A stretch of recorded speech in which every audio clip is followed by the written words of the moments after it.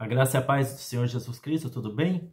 No Antigo Testamento, a Bíblia Sagrada parece apresentar um Deus de ira. Já no Novo Testamento, esse mesmo Deus, um Deus de amor. Será que Deus é bipolar? Como assim um Deus de ira e um Deus de amor? Será que Deus ele age de uma forma diferente? Uma hora ele é uma coisa, uma hora ele é outra? Não, Deus ele não muda. Ele é o mesmo ontem, hoje e eternamente o mesmo. As pessoas que não têm compreendido pela própria Bíblia Sagrada a natureza de Deus, falta compreensão do que o Antigo Testamento quis nos apresentar, do que Deus nos quis apresentar, aliás, através do Antigo Testamento e o que ele nos apresenta através do Novo Testamento. Até hoje as pessoas fazem confusão com relação a isso, achando que Deus ele é bipolar, achando que Deus é de uma forma no Antigo Testamento e no Novo de uma outra forma completamente diferente. Não. O que Deus quis nos apresentar no Antigo Testamento? Eu quero que você compreenda que o Antigo Testamento ele é formado dos patriarcas, Abraão, Isaac e Jacó, ou Israel, a lei que veio através de Moisés, o legislador do povo hebreu daquela época, e também os profetas, terminando com o livro de Malaquias. Eu estou fazendo alguns vídeos, como você já notou, a respeito da Bíblia Sagrada. O último vídeo aí postado foi a respeito de como estudar a Bíblia Sagrada, e daqui para frente eu vou, durante um bom tempo ainda, estar postando mais para ajudar as pessoas a compreenderem melhor a Bíblia Sagrada. Por isso que eu julguei melhor fazer este vídeo aqui, porque a partir deste vídeo aqui, eu vou começar a postar vídeos a respeito das doutrinas da salvação, também conhecidas como doutrinas da graça de Deus. Mas vamos lá, vamos esclarecer a respeito desta questão. Se Deus, porque no Antigo Testamento Deus parece ser um Deus de ira, e muitas vezes é realmente de ira, e no Novo um Deus de amor. Eu quero que você compreenda, como eu já falei, que o Antigo Testamento, Deus quis mostrar para a humanidade, porque a humanidade ainda não estava preparada para receber o Senhor Jesus Cristo e uma manifestação maior da graça de Deus, porque a graça veio por Jesus Cristo, a lei veio por Moisés. Então, Deus precisava, através da sua lei, mostrar aquele povo bárbaro do Antigo Testamento, aquele povo ainda não crescido, não evoluído moral, intelectual e espiritualmente, precisava mostrar os seus pecados, precisava mostrar quão séria é a lei de Deus, quão séria é a lei de Deus e quão grave é quebrar essa mesma lei de Deus. E a lei, nós sabemos que ela é implacável, ela não é igual à graça de Deus, que é perdoadora, que é misericordiosa, que releva muitas coisas, embora nós soframos consequências dos nossos atos. Na graça nós podemos encontrar sempre uma nova chance de nos reerguermos, sempre uma nova chance de nos levantarmos de nossas quedas e seguirmos à frente, seguirmos adiante. Já a lei ela é implacável, ela exige a punição do seu transgressor. A lei não leva em consideração a misericórdia, o perdão. A lei só leva em consideração a transgressão do transgressor. Então, aquele que anda debaixo da lei e peca, ele vai sofrer as transgressões, não importa quão arrependido ele esteja. Não importa o quanto ele queira mudar, o quanto ele seja transformado. Ele se tornou um criminoso espiritual, ele vai sofrer as consequências do seu crime espiritual. Então, Deus ele quis mostrar exatamente isso. Por quê? Deus é um legislador. Legislador é aquele que formula leis. Ele é um governante também do universo. Você já viu algum governante governar apenas debaixo de lei, governar apenas através de suas leis, sem haver tais leis, sanções que vinham dar embasamento, vinham dar força ao cumprimento da lei? O que são sanções, pastor Éder? Sanção significa penas ou recompensas pela quebra ou cumprimento da lei. Então, são penas, sentenças, condenação, punição ou recompensa. Se você cumpre a lei, você será recompensado ou compensado. Recompensado, né? Se você será beneficiado, vamos dizer assim. Se você quebra a lei, você será punido. A lei funciona dentro desses dois ângulos, dentro desses dois parâmetros. Então, no Antigo Testamento, não é que Deus era de uma forma e no Novo era de outro. Ali Deus estava mostrando no Antigo Testamento apenas um aspecto do seu governo divino, que é a lei, porque Deus ele trabalha com a lei e com a graça de Deus. Deus não trabalha somente com a graça, como muitos cristãos desavisados também pensam e acreditam hoje. Não, a lei, Jesus não veio abolir a lei ainda se encontra de pé. Mas pela graça de Deus nós conseguiremos cumprir a lei. Eu trabalharei isso em outro vídeo mais para frente. Por enquanto eu quero que você compreenda que Deus ele tem um direito legal de punir aqueles que quebram a sua lei. Daí o motivo de nós termos que recorrer à graça de Deus e não vivermos debaixo da lei, mas debaixo da graça de Deus.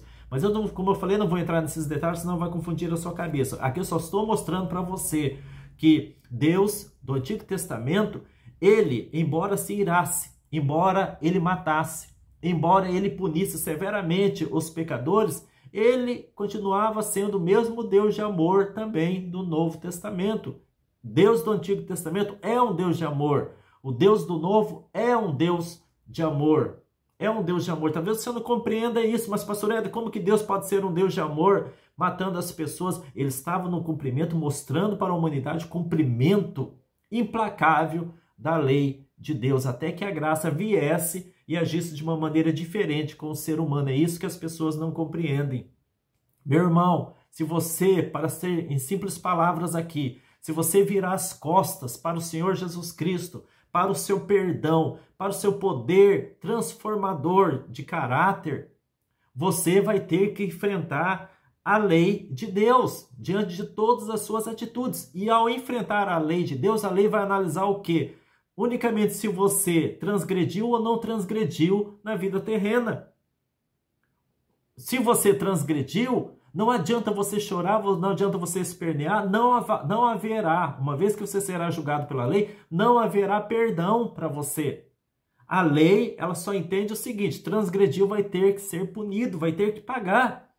A graça não, a graça ela é perdoadora. Não é que ela passa a mão na cabeça, como eu falei em vídeos para frente, eu vou explicar melhor sobre isso. Então, é isso que Deus estava querendo mostrar no Antigo Testamento. Olha só, como que Deus, ele mostra no Antigo Testamento as sentenças da lei, ele mostra, na verdade, com clareza, quando ele pune no Antigo Testamento, Deus está mostrando o seguinte, que ira de Deus, porque Deus é um Deus de amor, ira de Deus nada mais é do que o ser humano colhendo amargas consequências dos seus próprios atos. Quando ele não quer ter o coração transformado pela graça de Deus, ele vai ter que enfrentar a lei, não esqueça disso. Então, a ira de Deus nada mais é do que as consequências dolorosas que o ser humano tem que arcar para si mesmo. Olha só, aqui no Salmo 75, versículo 8, fala: porque na mão do Senhor há um cálice cujo vinho ferve, cheio de mistura, e dá a beber dele. Certamente todos os ímpios da terra sorverão e beberão as suas fezes. Palavra difícil, né? Um vinho que ele dará a beber a todos os ímpios. Esse vinho que ferve é uma linguagem figurada onde Deus está representando aqui a ira, as consequências amargas que o ser humano terá que sofrer pelas suas transgressões, quando ele não quer ter o seu coração transformado pela graça de Deus. Olha aqui em Jeremias 25, versículo 15, porque assim me disse o Senhor, o Deus de Israel: toma da minha mão este copo de vinho do furor, ou da ira, e darás a beber dele a todas as nações às quais eu te enviar.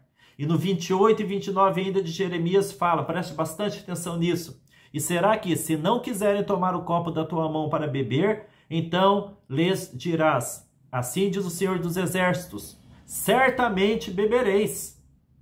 Porque eis que na cidade que se chama pelo meu nome, começa a castigar, e ficareis vós totalmente impunes?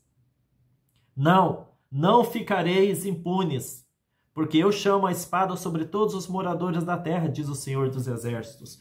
Deus aqui estava, numa linguagem figurada, falando para Jeremias, apresentar uma taça, dando uma taça de beber para os israelitas daquela época, e eles recusaram. Aquela taça representava o seguinte, era a mensagem de Deus na mão de Jeremias dizendo: eu darei de beber a vocês a amargura como consequência dos seus atos, como consequência de terem quebrado as leis de Deus. Por quê? Ficarão vocês impunes diante de tudo que vocês têm feito? Então, este é o aspecto da lei. Cobrar do transgressor as suas más atitudes. Este é o aspecto da lei. E talvez você ainda volte na questão para terminar esse vídeo.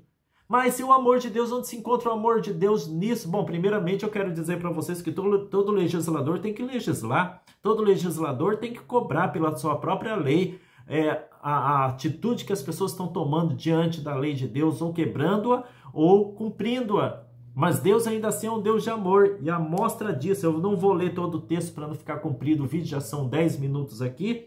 Você vai encontrar em Jeremias capítulo 25, do versículo 4 ao 7, Deus falando que o tempo todo ele estendeu as mãos.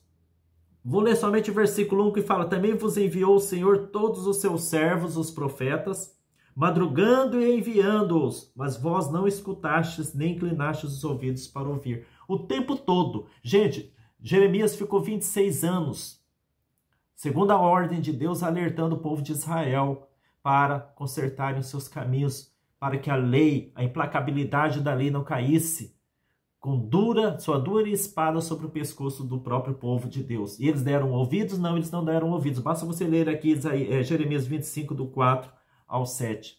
Agora eu pergunto para você, uma pessoa que ama, vai alertar as pessoas dos seus erros? Não. Se Deus realmente odiasse as pessoas, se Deus realmente odiasse o povo dele, Deus não alertaria, não apresentaria o caminho da luz para eles.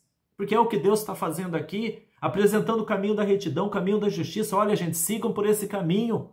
Senão vocês vão sofrer graves consequências, a semelhança de um pai que orienta seu filho. Não vá por esse caminho, senão você vai sofrer muito, você vai sofrer consequências. Será que um pai que tenta mostrar o caminho bom para o seu filho, ele está sendo ruim com o seu filho? E quando seu filho erra e o pai pega o cinto, né, e dá nas pernas da criança, dá nas pernas do filho, corrige o seu filho, será que esse pai está corrigindo porque ele odeia o seu filho ou porque ele ama o seu filho e não quer ver o seu filho no caminho torto? Eu creio que você já sabe a resposta. Então aqui está a explicação do porquê no Antigo Testamento parece haver um Deus de ira e no Novo Testamento um Deus de amor, parecendo haver duas personalidades em Deus. Não, só há uma personalidade em Deus. Deus é um Deus de amor, mas ele é um Deus de justiça. E ele prefere exercer mais o amor do que a justiça sobre a vida do homem. Mas para isso o homem tem que cooperar com as leis dele. O homem tem que cooperar com o chamado com que Deus está chamando o homem. O homem tem que cooperar, permitindo que o Espírito Santo lhe transforme o coração, para que ele venha amar os preceitos do Senhor e andar em retidão, e não venha então sofrer as sanções da lei, ou seja, as consequências da lei. Então pense nisso. O Deus do Antigo Testamento é o mesmo Deus do Novo Testamento. O Deus do Antigo Testamento é um Deus de ira. Do Novo Testamento também. Jesus se irou quando entrou dentro do templo e viu aqueles mercadores fazendo negócios com as coisas sagradas do templo, com as coisas sagradas de Deus. Jesus se irou, mostrando ali que Deus é um Deus que se ira, mas é um Deus também de misericórdia e de amor. Se você quebra as leis de Deus, você não deve reclamar das duras consequências que caem sobre a sua cabeça. Se não quer duras consequências sobre a sua vida, ande de acordo com a vontade de Deus. Que Jesus te abençoe.